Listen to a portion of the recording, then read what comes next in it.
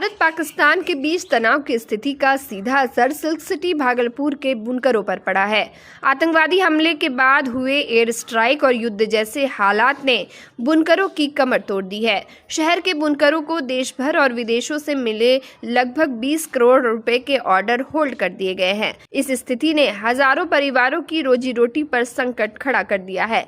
भागलपुर के नाथनगर और चंपानगर जैसे बुनकरी क्षेत्रों में काम लगभग ठप हो गया है। जहां पहले हर घर से पावरलूम की खटखट सुनाई देती थी, वहां अब सन्नाटा पसरा है। करीब 12,000 पावरलूम में से अधिकतर बंद है। बुनकरों का कहना है कि अगर देश की सुरक्षा के लिए कारोबार ठप भी करना पड़े तो भी उन्हें कोई पछतावा नहीं है। बुनकर मोहम्मद शमशीर अंसारी ने कहा कि हमारा व्यापार जरूर रुका है, लेकिन अगर देश को फायदा है तो हम काम नहीं करेंगे। हमें गर्व है कि हमारे जवान देश की रक्षा कर रहे हैं।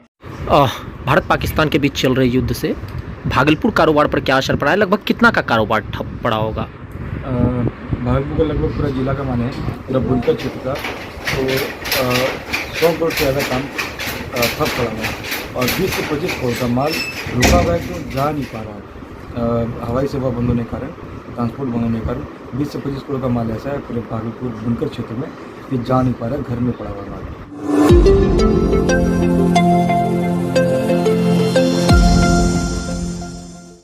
भागलपुर की खुशी यादव ने खेलो इंडिया यूथ गेम्स 2025 में 2000 मीटर स्टीपल चेस दौड़ में स्वर्ण पदक जीता है। बता दें कि 2 मई को पटना में गेम आयोजित हुआ था और 13 मई को खिलाड़ी ने मेडल हासिल किया। शाहजंगी नवटोलिया की रहने वाली खुशी पहले लॉन्ग जंप की खिलाड़ी थी। एक प्रतियोगिता में पैर फ्रैक्चर होने के बाद उन्होंने दौड़ को चुना। खुशी ने कड़ी मेहनत और अनुशासन से खुद को तैयार किया। घंटों की प्रैक्टिस और कोच की सख्त निगरानी में उन्होंने अपना लक्ष्य हासिल किया। वहीं भागलपुर रेलवे स्टेशन पर खुशी का जोरदार स्वागत हुआ। स्टेशन पर खेल प्रेमी, स्थानीय नेता, अधिकारी और आम लोग मौजूद थे। ढोल नगाड़े की धुन के बीच लोगों ने फूल मालाओं से उनका स्वागत किया। इधर अपने जीवन को लेकर खुशी ने बताया कि वह 16 महीने तक बेड पर पड़ी रही थी। उसने सारी आशा छोड़ दी थी कि अब दौड़ भी पाएगी, लेकिन उसने हिम्मत जुटाया और आज अपने लक्ष्य को पाकर बिहार के साथ साथ भागलपुर का भी नाम रोशन किया है। वहीं खुशी के पिता सुनील यादव ने बताया कि उनकी बेटी ने हमेशा बड़े सपने देखे। पिता आगे बताते हैं कि वे अपने बच्चों को ऑफिसर बनाना चाहते थे, लेकिन उनकी बेटी खेल में ज्यादा इच्छुक थी। हमको बहुत अच्छा लग रहा है और हम यही कहना चाहते हैं कि हिम्मत नहीं हारना है। मेरा 2 साल इंजरी था और हम रिहैब में हो करके भी मेडल लाए। पहले बोला गया था डॉक्टर लोग कि तुम अभी घर ही चल जाओ तो अच्छा रहेगा, तुम इसमें आगे नहीं बढ़ सकती हो। तो पर मेरे सर सब ऐसे बोले कि नहीं, तुम कर सकती हो बेटा और तुम करोगी, और हम किए। बोलेंगे और युवाओं को क्या कहेंगे? हम यही बोलेंगे कि किसी भी क्षेत्र में आप आगे बढ़ सकते हैं, चाहे वो खेल रहे या पढ़ाई रहे। आप मेहनत और शिद्दत से कीजिएगा तो कहीं पर भी अपना नाम आगे कर सकते हैं।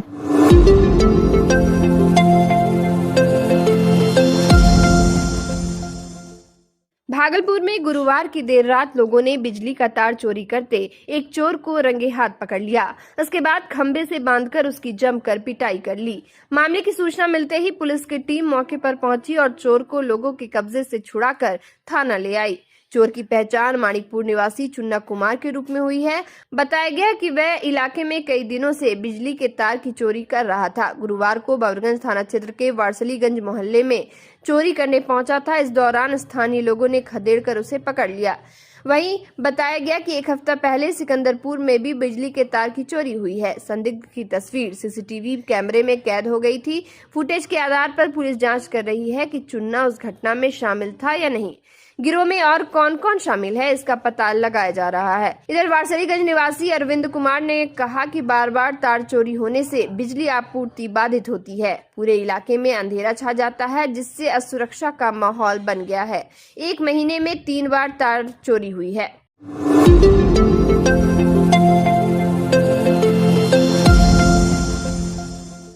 भागलपुर के समीक्षा भवन में शुक्रवार को प्रमंडलीय स्तर पर रियल एस्टेट वर्कशॉप का आयोजन किया गया।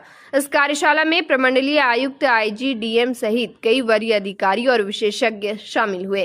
कार्यशाला का उद्देश्य रियल एस्टेट सेक्टर में पारदर्शिता नियमन और क्षेत्रीय विकास से जुड़ी चुनौतियों और समाधानों पर चर्चा करना था। कार्यशाला में विभिन्न जिलों से आए अधिकारियों ने अपने अपने क्षेत्र की समस्याओं, अवैध निर्माण, भूमि उपयोग नियमों और बिल्डरों की गतिविधियों की जानकारी दी। रेरा कानून के तहत अब तक की गई कार्रवाई और लोगों को जागरूक करने के लिए किए जा रहे प्रयासों की समीक्षा की गई। प्रमंडलीय आयुक्त ने सभी जिला अधिकारियों को निर्देश दिया कि रियल एस्टेट से जुड़े सभी प्रोजेक्ट्स की समय समय पर मॉनिटरिंग की जाए ताकि उपभोक्ताओं को ठगने वाले बिल्डरों पर सख्त कार्रवाई की जा सके। आईजी ने सुरक्षा व्यवस्था और कानून व्यवस्था पर भी बात रखी। उन्होंने कहा कि कई बार निर्माण कार्य को लेकर स्थानीय विवाद खड़े हो जाते हैं।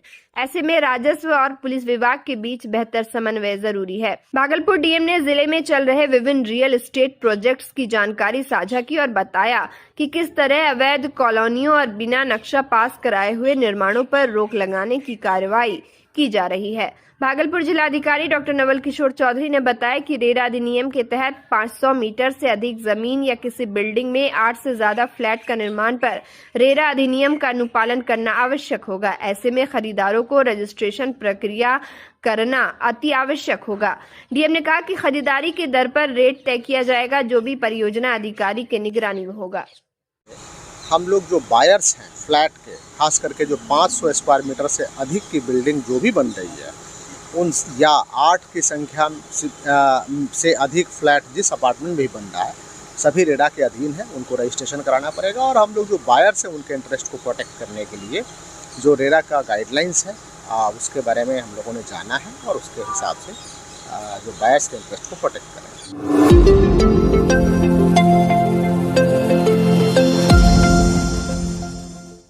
भागलपुर में भारतीय सेना द्वारा हाल ही में संपन्न किए गए ऑपरेशन सिंदूर की ऐतिहासिक सफलता पर सैनिकों के सम्मान में एक भव्य तिरंगा यात्रा का आयोजन किया गया।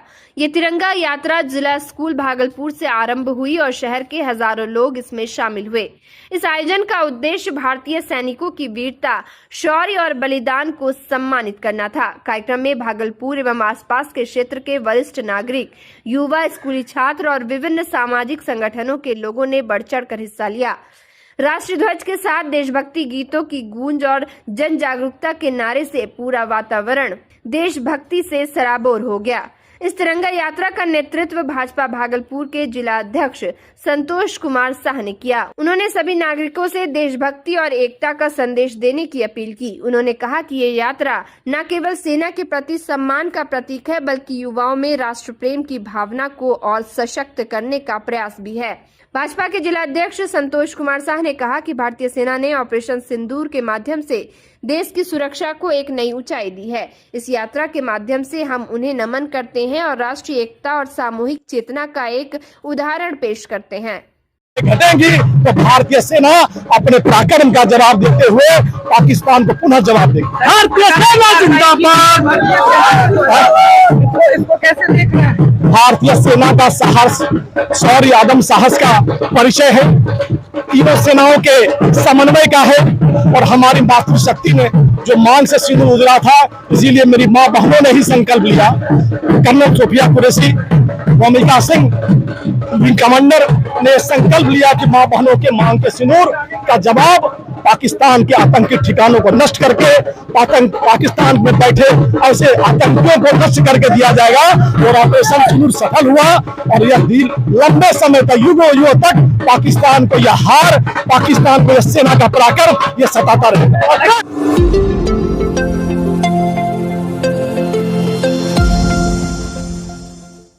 भागलपुर में हाउसकीपिंग के काम में प्रतिनियुक्त करीब 150 सफाई कर्मियों को 8 महीने का वेतन नहीं मिला है, जिसको लेकर वह लोग काफी आक्रोशित हैं।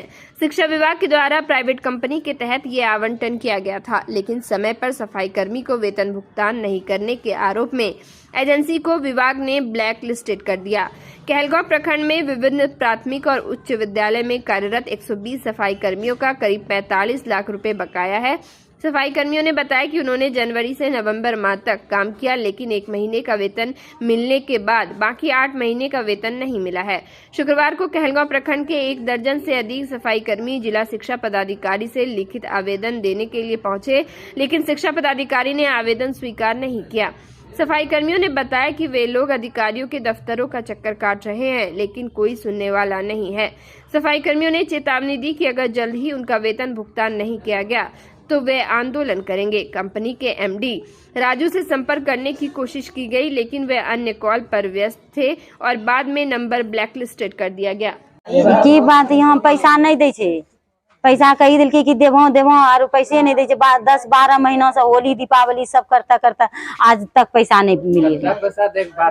पैसा अकेल के हर एक महीना 6000 देंगे। अब वो 6000 नहीं दे छे। वो कहे कि कहे छे डीओ को पकड़िए तो डीएम को पकड़िए थे, ऐसा ऐसा करी करी कहे सबका पकड़िए। कहाँ कहाँ भेलो पूर्वे।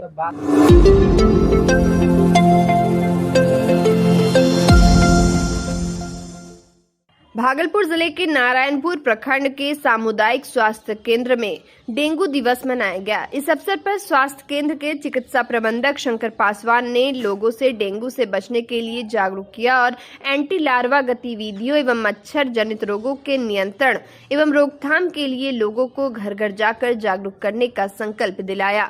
शंकर पासवान ने बताया कि डेंगू से बचाव के लिए कई महत्वपूर्ण उपाय हैं। उन्होंने कहा कि कहीं भी जल भराव की स्थिति उत्पन्न न होने दी जाए और अगर कहीं जल भराव की स्थिति है तो वहां काला तेल डालकर मच्छर का पहली स्टेज में ही खात्मा करने का प्रयास करें।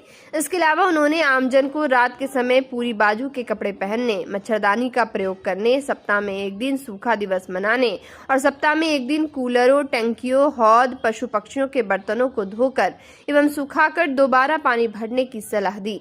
नारायणपुर प्रखंड में मच्छर जनित रोगों के उन्मूलन की ओर तेजी से अग्रसर है। इस साल प्रखंड में अब तक डेंगू एवं मलेरिया का कोई भी रोगी नहीं पाया गया है। स्वास्थ्य विभाग ने 4 दिनों तक लोगों के घर घर जाकर लोगों का निःशुल्क जांच करने का निर्णय लिया है। स्वास्थ्य विभाग की इस पहल से लोगों में जागरूकता बढ़ेगी और मच्छर जनित रोगों के उन्मूलन में मदद मिलेगी। सामुदायिक स्वास्थ्य केंद्र और प्राथमिक स्वास्थ्य केंद्रों पर भी राष्ट्रीय डेंगू दिवस मनाया गया है, जिससे लोगों को डेंगू से बचाव के उपाय के बारे में जानकारी मिल सके।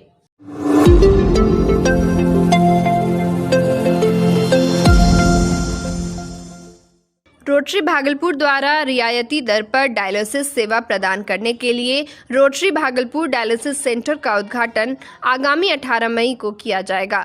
इसको लेकर शुक्रवार को एक निजी होटल में प्रेस वार्ता आयोजित की गई। डायलिसिस समिति के चेयरमैन डॉक्टर शंकर ने बताया कि यह centre rotary Bhagalpur charitable trust के अंतर्गत संचालित किया जाएगा। यह सेंटर अंशु डायग्नोस्टिक तिलका मांझी भागलपुर में स्थापित किया जा रहा है, जहां मरीजों को प्रशिक्षित फिजिशियन एवं कुशल टेक्नीशियन की देखरेख में रियायती दर 1200 रुपए में डायलिसिस की सुविधा दी जाएगी। प्रोग्राम कोऑर्डिनेटर सत्यजीत सहाय ने बताया कि सेंटर का उद्घाटन रोटरी जिलापाल रोटेरियन विपिन चचाना द्वारा किया जाएगा।